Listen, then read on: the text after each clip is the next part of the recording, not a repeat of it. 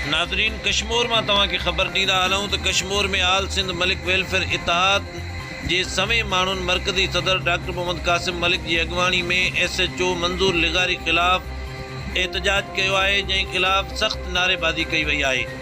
जंहिं मौक़े ते मरकज़ी सदर डॉक्टर मोहम्मद कासिम मलिक मीडिया से ॻाल्हाईंदे चयो त SHO मंज़ूर लिगारी बाअसर माण्हुनि जो विंगारू खणियल है, जंहिं वॾेरनि जी चुर्च ते असांजी बिरादरी जे मोअज़्ज़िज़ निहाल मलिक के प्राइवेट गाड़ी ज़रिए ॿारनि समेत खंबे खणी वञी लाकब हवाले किया है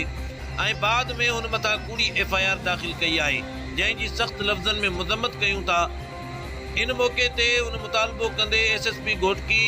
IG सिंध ऐं वस वारनि खां चयो आहे त निहाल मलिक के फ़ौरन आज़ाद करायो वञे ऐं SHO ख़िलाफ़ इंक्वायरी कंदे उनके थाने तां हटाए उन ख़िलाफ़ सख़्त कार्रवाई कई वञे, न त ॿी सूरत में असां एहतजाज जो दायरो वधाईंदासीं।